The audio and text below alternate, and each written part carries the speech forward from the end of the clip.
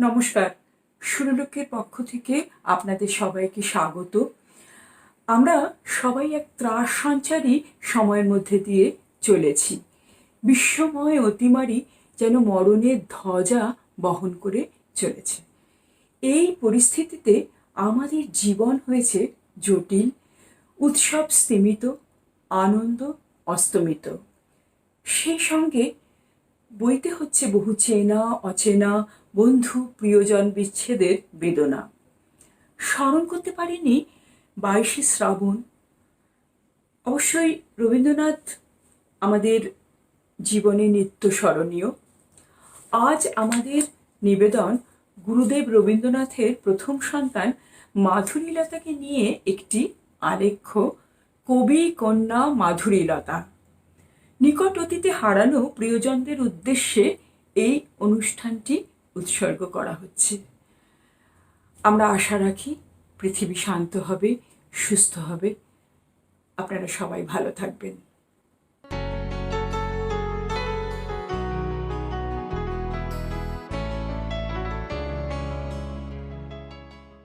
রবীন্দ্রনাথের তিন কন্যা মাধুরীলতা, রেণুকা ও মীরা। এরা কেউই খ্যাতনাম্নী নন, তবে গুণপনা এদের কারো কারো যে একেবারেই ছিল না তাও নয়। মাধুরীলতা রবীন্দ্রনাথ ও মৃণালিনী দেবীর প্রথম সন্তান। তার আদরের ডাকনাম ছিল বেলা।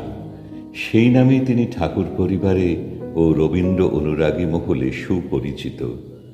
1886 সালে জোড়াসাঁকোর বাড়িতেই মাধুরীলতার জন্ম। জ্যেষ্ঠ কন্যার জন্মকালে রবীন্দ্রনাথের বয়স 25.5। প্রথম সন্তানের লালন পালনের ব্যাপারে নবীন পিতা রবীন্দ্রনাথের ছিল অদম্য উৎসাহ। বস্তুত পিতৃত্ব লাভের পর যথার্থ সংসারী হয়েছেন কবি। ছিন্ন বাঁধা পলাতক কবির এবার স্নেহমাখা সংসারে ফেরার পালা। 1887 সালে বেলার অন্নপ্রাশনের আয়োজন হয়েছে। এই উপলক্ষে কবি বেঁধেছেন গান। গানটি হল ওহে নবীন অতিথি, তুমি নূতন কি তুমি চিরন্তন। ওহে নবীন অতিথি, তুমি নূতন কি তুমি চিরন্তন। ওহে নবীন অতিথি, তুমি নূতন কি তুমি চিরন্তন। যুগে যুগে কোথা তুমি ছিলে সঙ্গোপন। ওহে নবীন অতিথি, তুমি নূতন কি তুমি চিরন্তন। যতনে কত কি আনি বেঁধেছিনু গৃহখানি। যতনে কত কি আনি বেঁধেছিনু গৃহখানি। হেথাকে তোমারে বলো করেছিল নিমন্ত্রণ। ওহে নবীন অতিথি, তুমি নূতন কি তুমি চিরন্তন। কত আশা ভালোবাসা গভীর হৃদয় তলে ঢেকে রেখেছিনু বুকে। কত হাসি অশ্রু জলে, কত আশা ভালোবাসা গভীর হৃদয় তলে ঢেকে রেখেছিনু বুকে। কত হাসি অশ্রু জলে, একটি না কহিবানি, তুমি এলে মহারানী, একটি না কহিবানি, তুমি এলে মহারানী, কেমনে গোপনে মনে করিলে হে পদার্পণ, ওহে নবীন অতিথি তুমি, নূতন কি তুমি চিরন্তন, যুগে যুগে কোথা তুমি ছিলে সঙ্গোপন, ওহে নবীন অতিথি তুমি, নূতন কি তুমি চিরন্তন।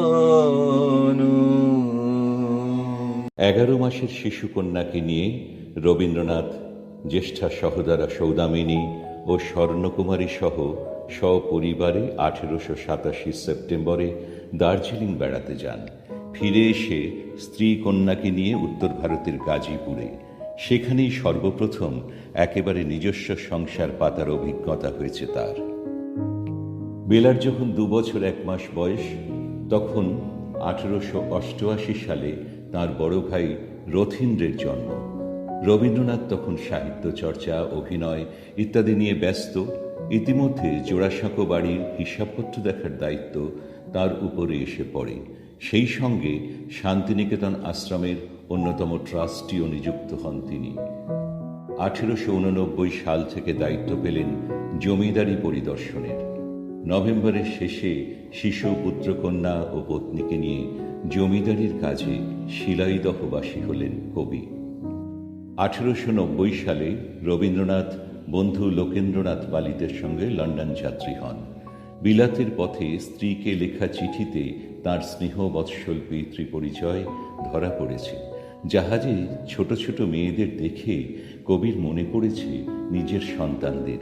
লিখছেন, কাল রাত্রিরে বেলিটাকে স্বপ্নে দেখেছিলুম, সে যেন স্টিমারে এসেছে।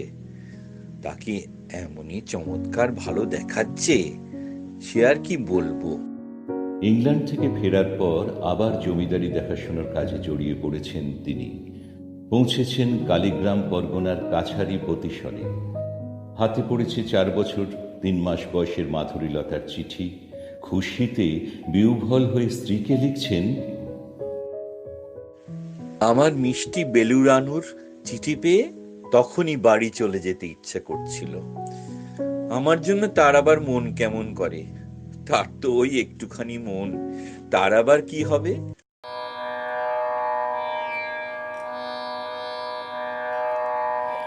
হৃদয়ের মনি আদরে নিমোর আইলো কাছে আয়, হৃদয়ের মনি আদরে নিমোর আইলো কাছে আয়, মিশাবি জোছনা হাসি রাশি রাশি মৃদু মধু জোছনায়, হৃদয়ের মনি আদরে নিমোর আইলো কাছে আয়, মলয় অপল চুমে ঢলিয়া পড়েছে ঘুমে, মলয় অপল চুমে ঢলিয়া পড়েছে ঘুমে, কপলে নয়নে জোছনা মরিয়া যায়,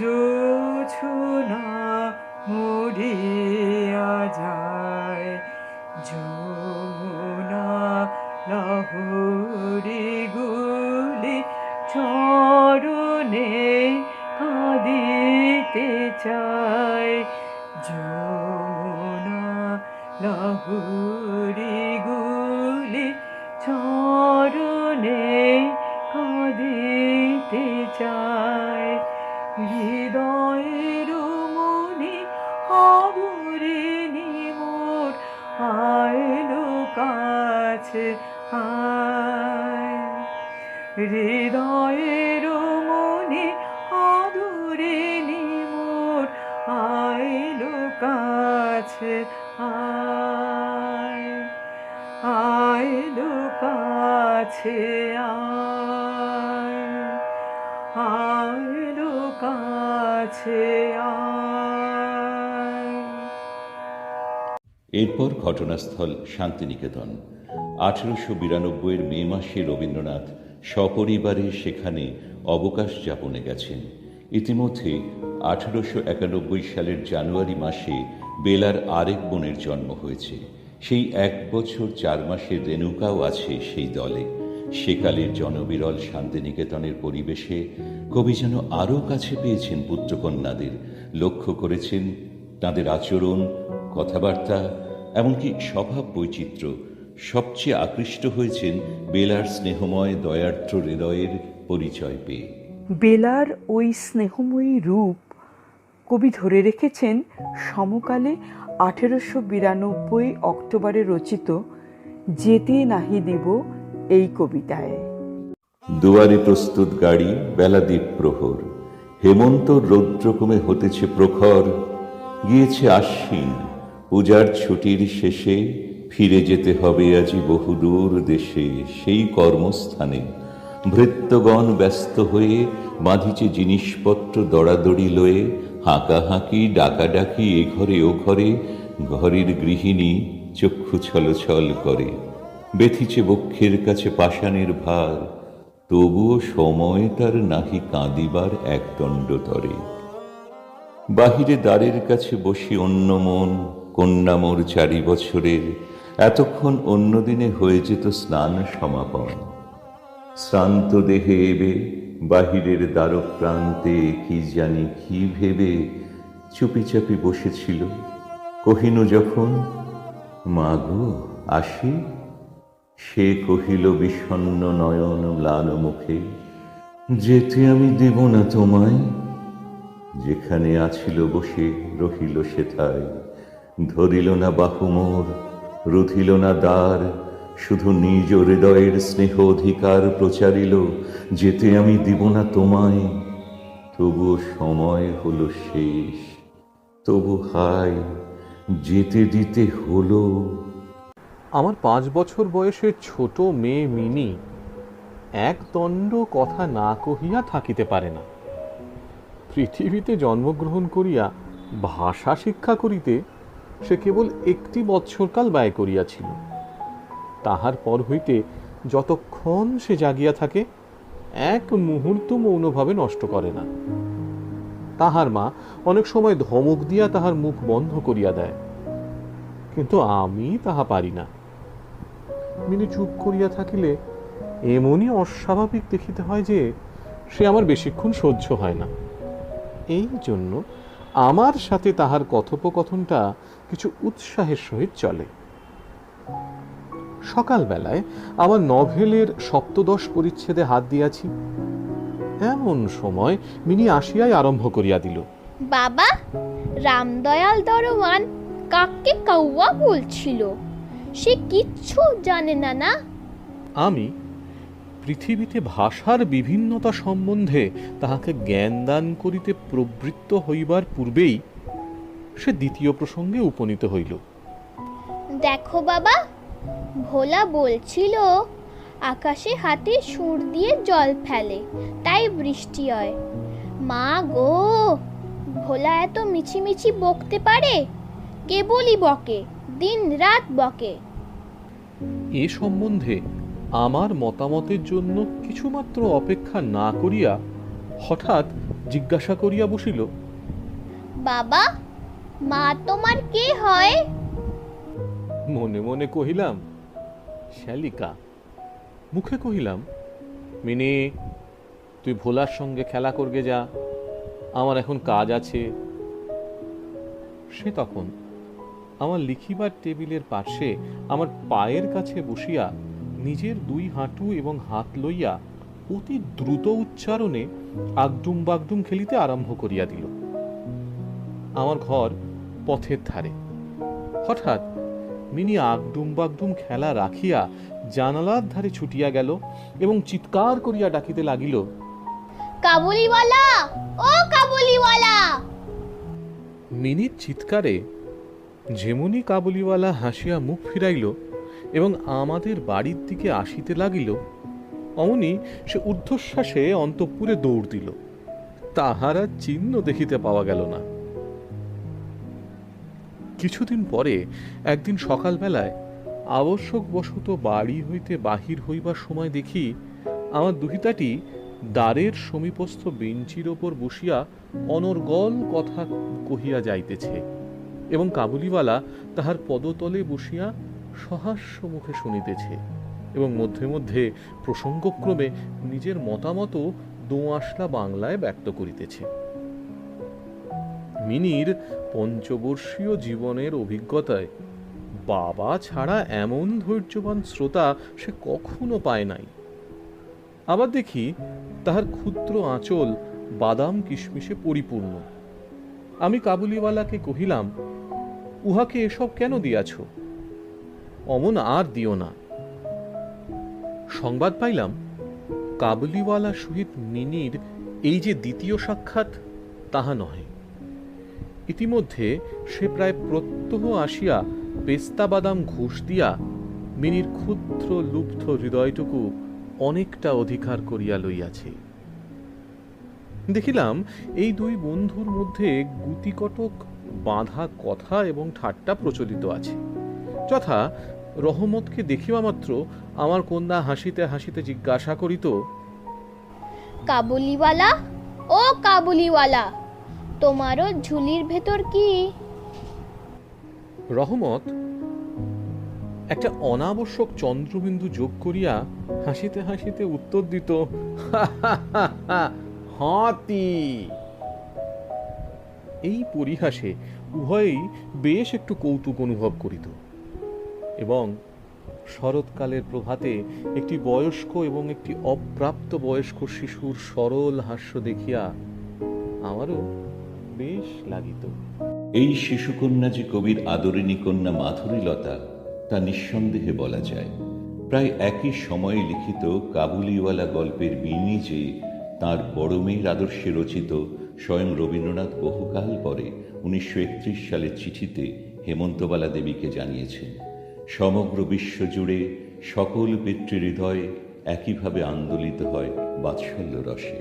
বেলাকে গান শেখানোর ব্যবস্থাও করেছেন রবীন্দ্রনাথ। নিযুক্ত করেছেন এক গাইয়েকে। 1894 সালে ভাইজি ইন্দিরাকে লিখছেন, আমার ভারী ইচ্ছে আমার ঘরের কাছে একজন কেউ গান বাজনার করবার লোক থাকে। বেলি যদি দিশি এবং ইংরাজি সঙ্গীতে বেশ ওস্তাদ হয়ে ওঠে, তাহলে আমার অনেকটা স্বাদ মিটবে। বেলার 4 বছর বয়স থেকেই চিঠি লেখার অভ্যাস। তার সেই সব চিঠির কয়েকখানি শান্তিনিকেতন রবীন্দ্র ভবনে বর্তমানে রক্ষিত। মাধুরীলতার চিঠি নামে সেগুলি সংকলিত হয়েছে। 1899 29 মে শিলাইদহ থেকে ত্রয়োদশী বেলা লিখছেন, আমার ব্রহ্মসঙ্গীতের কতগুলি গান ভালো করে শেখবার আছে। তুমি এসেই আমাকে কি শেখাবে? নিত্যা আমার সঙ্গীত গুরু হয়েছেন। আমাকে তোমারই ইচ্ছা হোক পূর্ণ গানটি শিখিয়েছেন। সেটি আমার হয়ে গিয়েছে। তোমারি ইচ্ছা হোক পূর্ণ, করুণাময় স্বামী, ওহে করুণাময় স্বামী। তোমারি ইচ্ছা হোক পূর্ণ, করুণাময় স্বামী। তোমারি প্রেম স্মরণে রাখি, চরণে রাখি আশা। তোমারি প্রেম স্মরণে রাখি, চরণে রাখি আশা। দাও দুঃখ দাও তাপ, সকলি সহিব আমি, ওহে দাও দুঃখ দাও তাপ, সকলি সহিব আমি। তোমারি ইচ্ছা হোক পূর্ণ, করুণাময় স্বামী। তব প্রেম আখি সতত জাগে, জেনেও না জানি। তব প্রেম আখি সতত জাগে, জেনেও না জানি। ওই মঙ্গল রূপ ভুলি তাই, শোক সাগরে নামি। ওই মঙ্গল রূপ ভুলি তাই, শোক সাগরে নামি। তোমারি ইচ্ছা হোক পূর্ণ, করুণাময় স্বামী।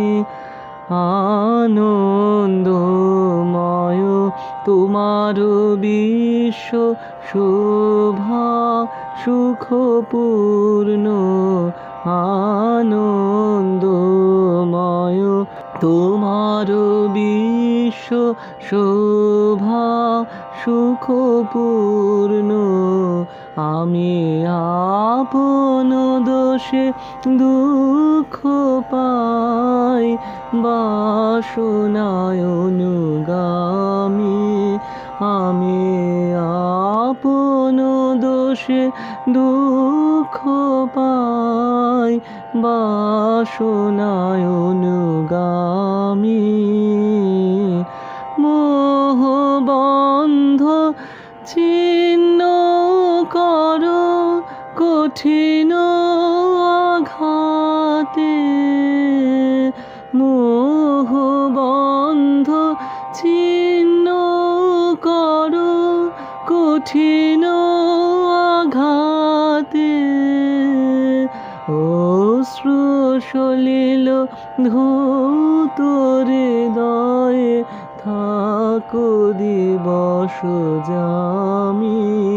ওহে অশ্রু সলিল ধৌত হৃদয়ে, থাকো দিবস জামি।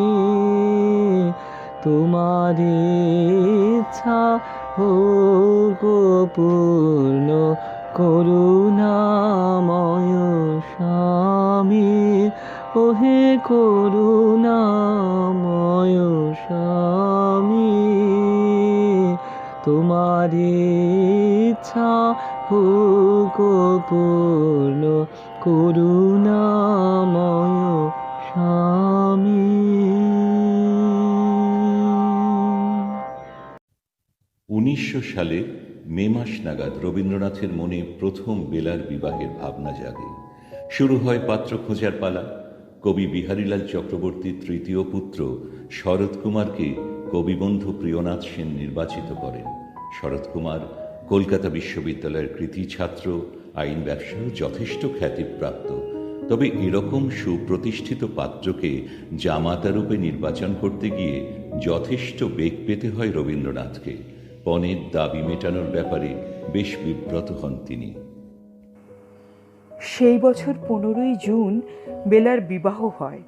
তার আগে মহর্ষি পরিবারের রীতি অনুযায়ী পাত্র শরৎকুমার ব্রাহ্মধর্মে দীক্ষিত হন।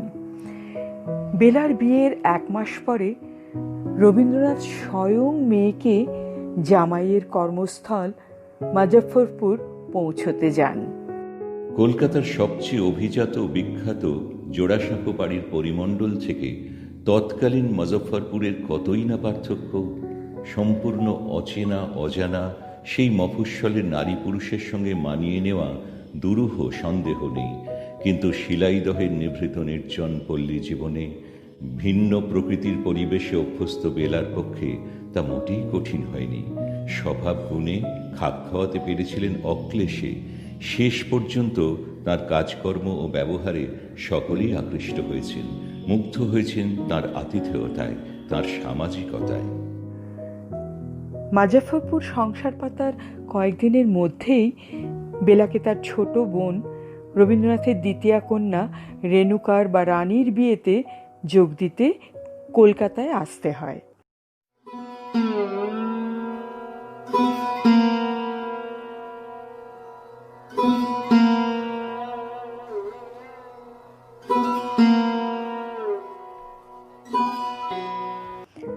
আনন্দে সেই দিনগুলির মাঝে আসে 22শে নভেম্বর 1902।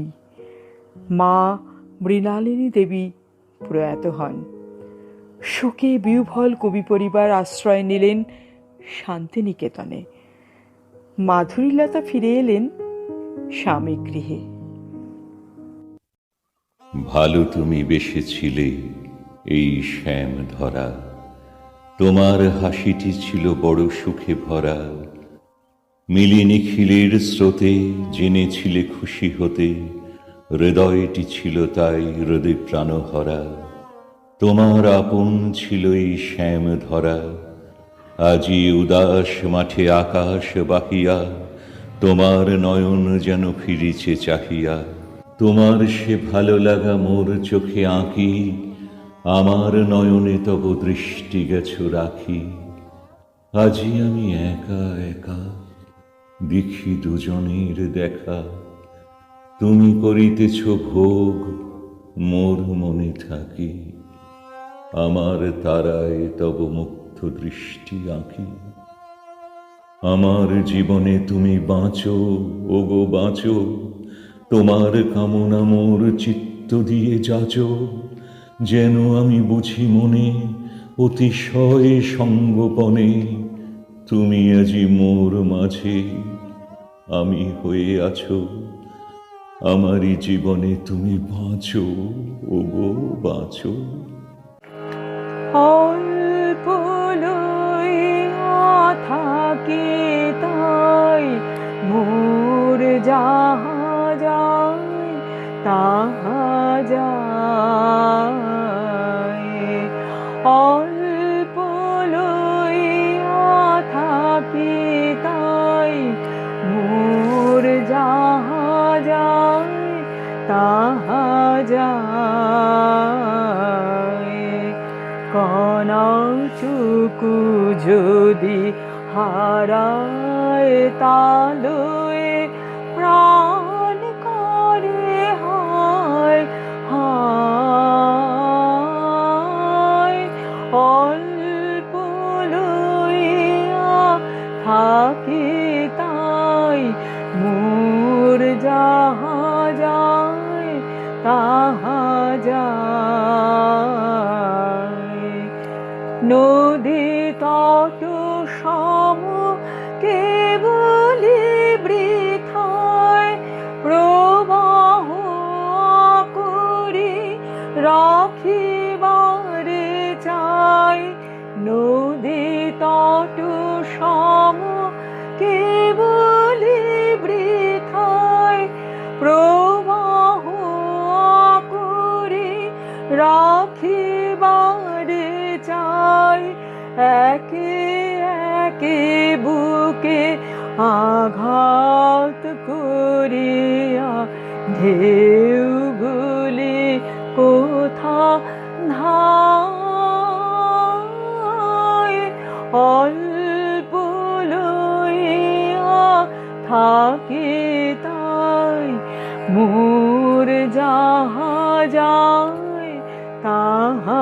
যায় কণাটুকু যদি হারায় তালয়ে প্রাণ করে হায় হায় অল্প লইয়া থাকি তাই মোর যাহা যায় তাহা যায়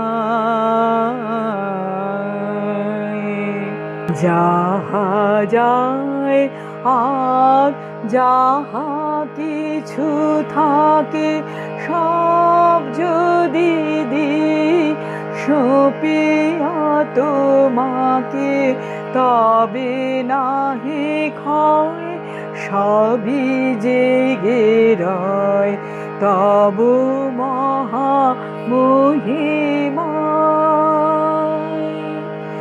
তোমাতে রয়েছে কত শশী ভানু হারায় না কভু অনুপরমাণু তোমাতে রয়েছে কত শশী ভানু হারায় না কভু অনুপরমাণু আমারি ক্ষুদ্র হারাধনগুলি রবে নাকি তব পায় অল্প লইয়া থাকি তাই মোর যাহা যায় তাহা যায় কণাটুকু যদি হারায় তালয়ে প্রাণ করে হায় হায় অল্প লইয়া থাকি তাই মোর যাহা যায় তাহা যায়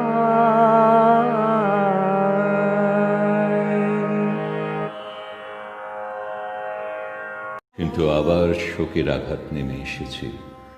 মায়ের মৃত্যুর ৯ মাস পরেই 14ই সেপ্টেম্বর 1903 অকাল মৃত্যু ঘটেছে রেণুকা বা রানীর।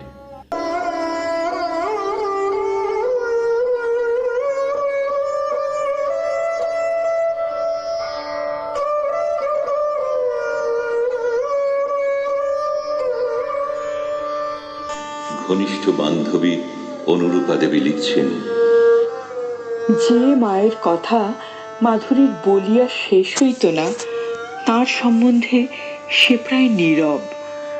শুধু কখনো কখনো আমার কাছে একা নিরালায় তার চোখে জল ঝরিয়াছে। রানুর শোকটাও তার বড় বেশি লাগিয়াছিল, সেটাকে বহু চেষ্টাতেও সে চাপা দিতে পারিত না। এর কিছুদিন পরে মীরাকে কাছে পাইয়া তার মধ্যে হয়তো অনেকখানি সান্ত্বনা খুঁজিয়া লইল। ছোট বোন মীরার বিবাহ অনুষ্ঠিত হয় শান্তিনিকেতনে। মায়ের অবর্তমানে বেলার উপর দায়িত্ব পড়েছিল অনেকখানি। নতুন জামাতা নগেন্দ্রনাথকে জাহাজে তুলে দিয়ে বেলা ও মীরা রবীন্দ্রনাথের সঙ্গে ফিরে এসেছেন শান্তিনিকেতনে। মীরা সে সময় গুরুতর অসুস্থ হয়ে পড়লে তার দেখাশোনা করেন বড়দিদি। ইতিমধ্যে স্বামী শরৎ কুমার ব্যারিস্টারি পড়তে লন্ডন রওনা হন 1907 সালে।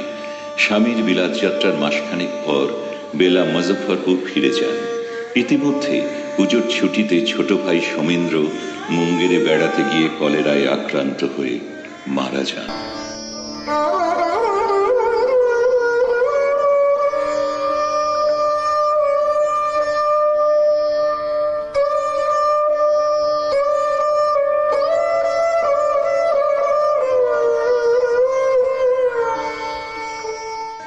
মাত্র 11 বছর 11 মাসের সমীকে হারিয়ে রবীন্দ্র পরিবারের শোকের ঝড় বয়ে যায়।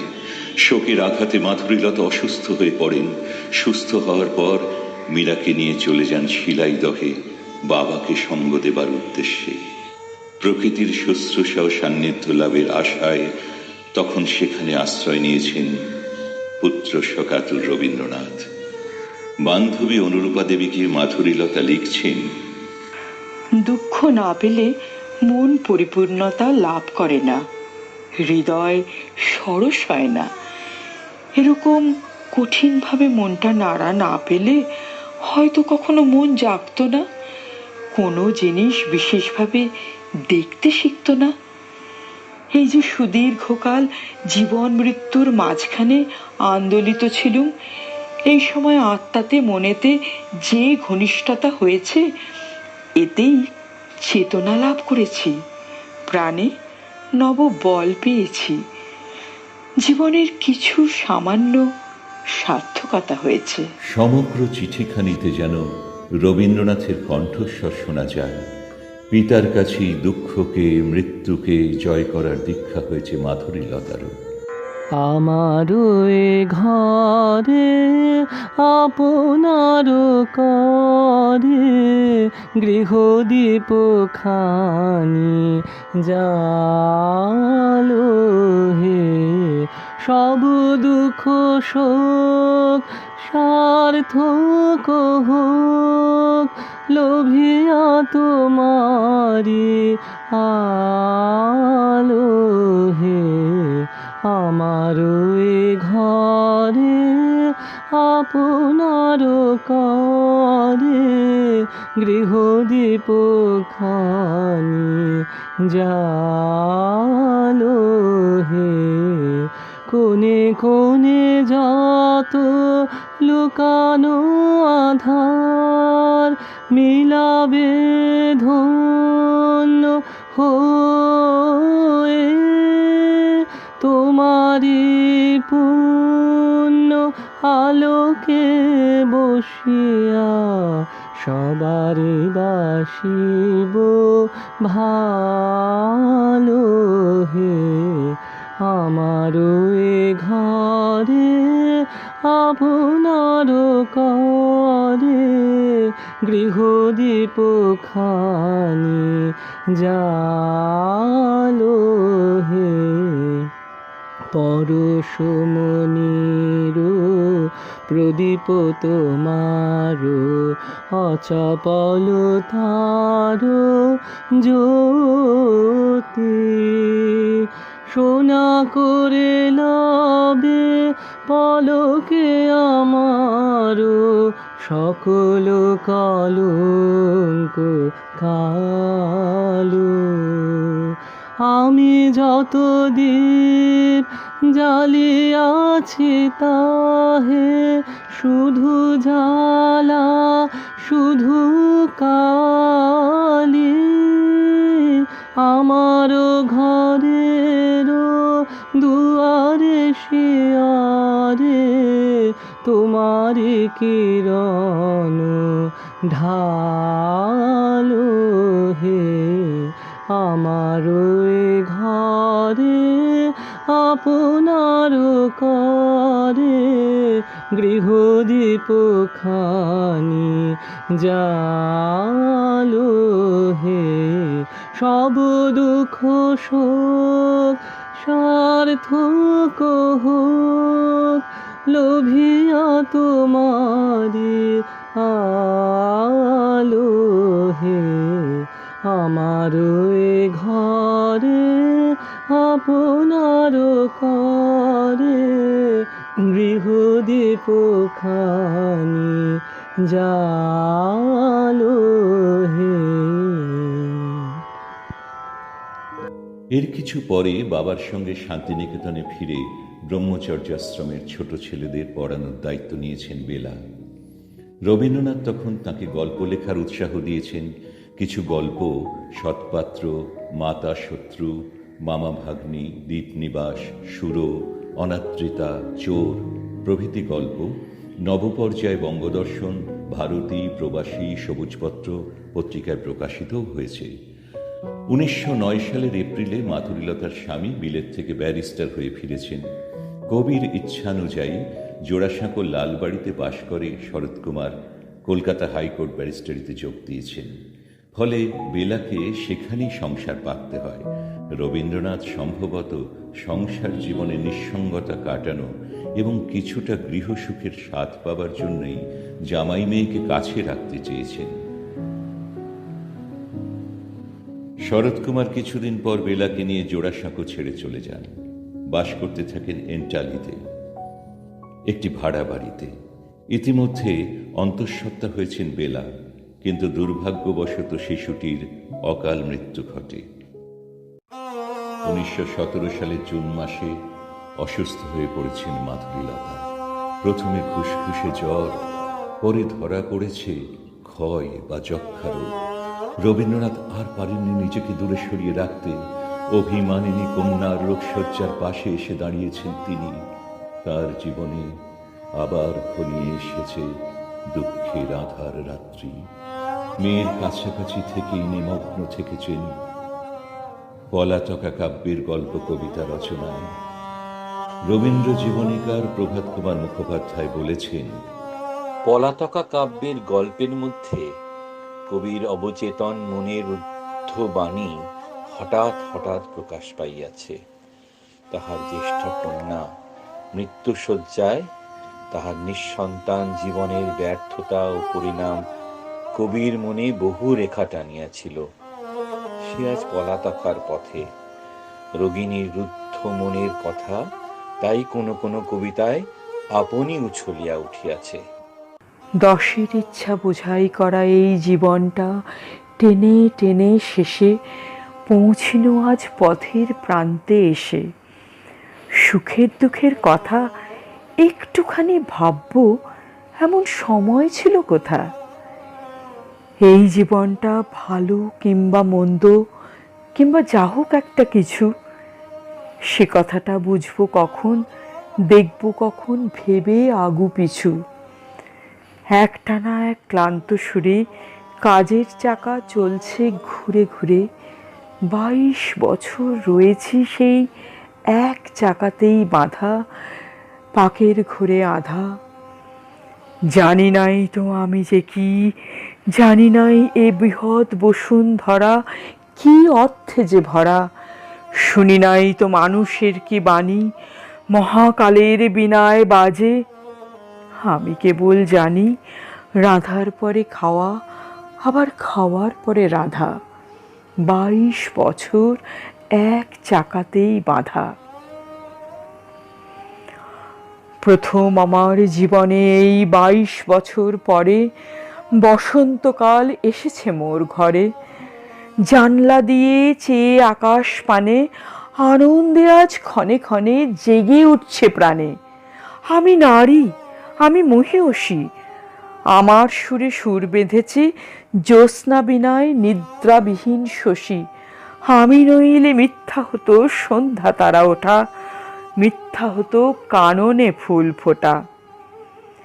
মধুর ভুবন, মধুর আমি নারী, মধুর মরণ ওগো আমার অনন্ত ভিখারি। দাও খুলে দাও দ্বার, ব্যর্থ 22 বছর হতে পার করে দাও কালের পারাবার। হঠাৎ আমার হলো মনে, শিবের জটার গঙ্গা যেন শুকিয়ে গেল অকারণে। থামল তাহার হাস্য উছল বাণী, থামল তাহার নৃত্য নূপুর ঝরঝরানি। সূর্য আলোর সঙ্গে তাহার ফেনার কোলাকুলি, হাওয়ার সঙ্গে ঢেউয়ের দোলাদুলি স্তব্ধ হলো এক নিমেষে। বিজু যখন চলে গেল মরণ পারের দেশে, বাপের বাহুর বাঁধন কেটে, মনে হলো আমার ঘরের সকাল যেন মরেছে বুক ফেটে।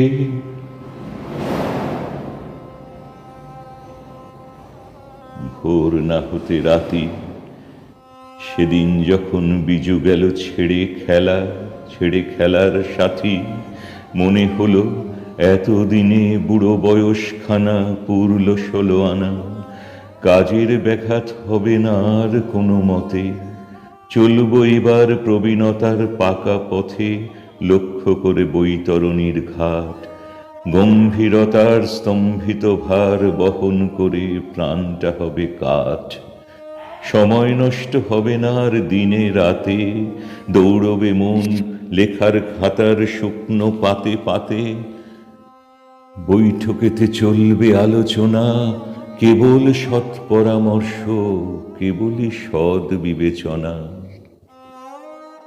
শুধু কবিতা নয়, সমকালে শান্তিনিকেতনে বাসকালে রচিত গানেও যেন আসন্ন বিচ্ছেদের বেদনার ছায়া পড়েছে। বড় আপন কাছের মানুষ দূরে চলে গেলে সহজ সুধায় হৃদয় ভরে নেবার বাসনা ব্যক্ত করেছেন এই গানে।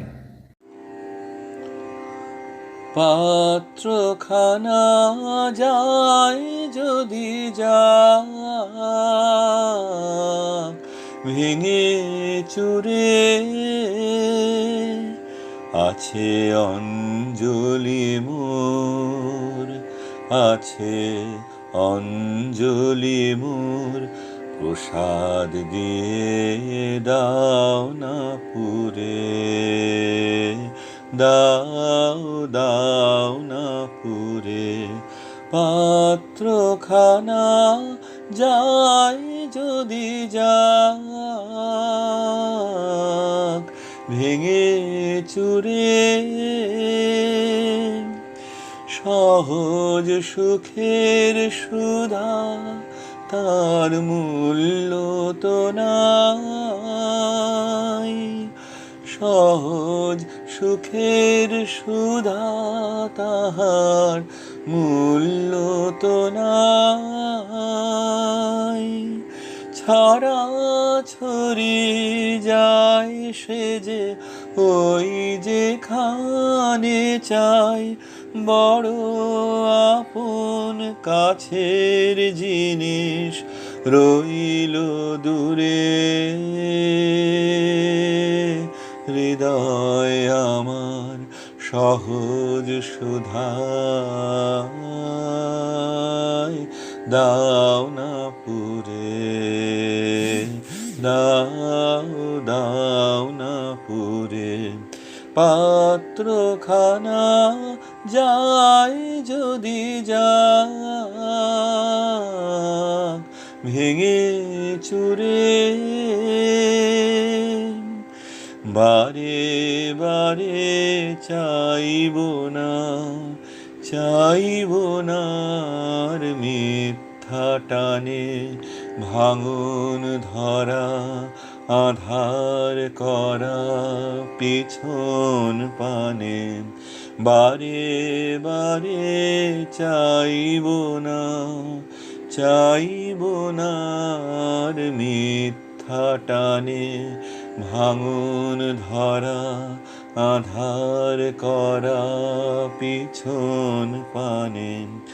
বাসা বাঁধার বাঁধন খানা যাক না টুটে, অবাধ পথের শূন্যে আমি চলবো ছুটে। শূন্য ভরা তোমার বাঁশির সুরে সুরে, হৃদয় আমার সহজ সুধায় যাও না পুরে, দাও দাও না পুরে। পাত্রখানা যায় যদি যাক, ভেঙে চুরে আছে অঞ্জলি মোর, আছে অঞ্জলি মোর। প্রসাদ দিয়ে দাও না পুরে, দাও দাও না পুরে। পাত্রখানা যায় যদি যাক, ভেঙে চুরে।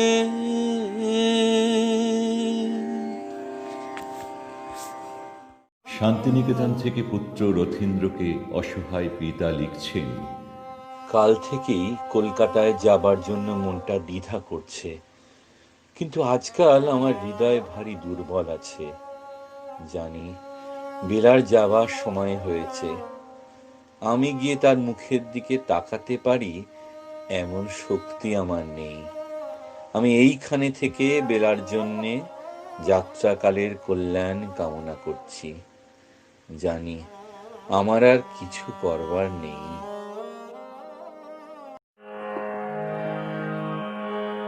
কান্না হাসির দোল দোলানো পৌষ ফাগুনের পালা, তারই মধ্যে চিরজীবন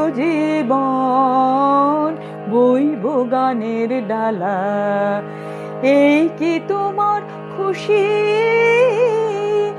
আমায় তাই পরালে মালা, সুরের গন্ধ ঢালা। কান্না হাসির দোল দোলানো পৌষ ফাগুনের পালা, তারই মধ্যে চিরজীবন বইব গানের ডালা। তাই কি আমার ঘুম ছুটেছে, বাক টুটেছে মনে, খ্যাপা হাওয়ার ঢেউ উঠেছে চির ব্যথার বনে। কাঁপে আমার দিবা নিশার সকল আধার আলা। এই কি তোমার খুশি, আমায় তাই পরালে মালা, সুরের গন্ধ ঢালা। কান্না হাসির দোল দোলানো পৌষ ফাগুনের পালা, তারই মধ্যে চিরজীবন বইব গানের ডালা। রাতের বাসা হয়নি বাধা, দিনের কাজে ত্রুটি, বিনা কাজের সেবার মাঝে পাইনি আমি ছুটি। রাতের বাসা হয়নি বাধা, দিনের কাজে ত্রুটি, বিনা কাজের সেবার মাঝে পাইনি আমি ছুটি। শান্তি কোথায় মোর তরে হয়, বিশ্বভুবন মাঝে অশান্তি যে আঘাত করে, তাই তো বিনা বাজে। নিত্য রবে প্রাণ পুরানো গানের আগুন জ্বালা। এই কি তোমার খুশি, আমায় তাই পরালে মালা, সুরের গন্ধ ঢালা। কান্না হাসির দোল দোলানো পৌষ ফাগুনের পালা, তারই মধ্যে চিরজীবন বইব গানের ডালা। কান্না হাসির দোল দোলানো পৌষ ফাগুনের পালা, তারই মধ্যে চিরজীবন বইব গানের ডালা।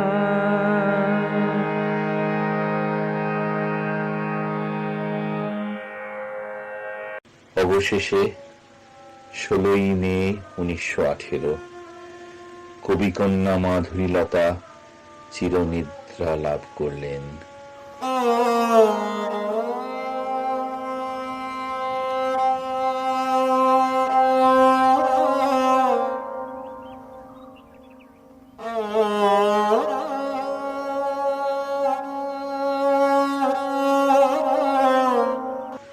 পিতৃস্মৃতিতে অথীন্দ্রনাথ লিখছেন, সেদিন 2রা জ্যৈষ্ঠ যখন তিনি ডিহি শ্রীরামপুর রোডের বাড়ি পৌঁছলেন, তিনি বুঝতে পারলেন যা হবার তা হয়ে গেছে। গাড়ি ঘুরিয়ে বাড়ি ফিরে এলেন। সেদিন সন্ধ্যাবেলায় বিচিত্রা বৈঠক ছিল। বাবা সকলের সঙ্গে হাসি মুখে গল্প স্বল্প যেমন করেন, সেদিনও তাই করলেন। তার কথাবার্তা থেকে একজনও ঘুণাক্ষরে জানতে পারল না যে মর্মান্তিক দুর্ঘটনা হয়ে গেছে।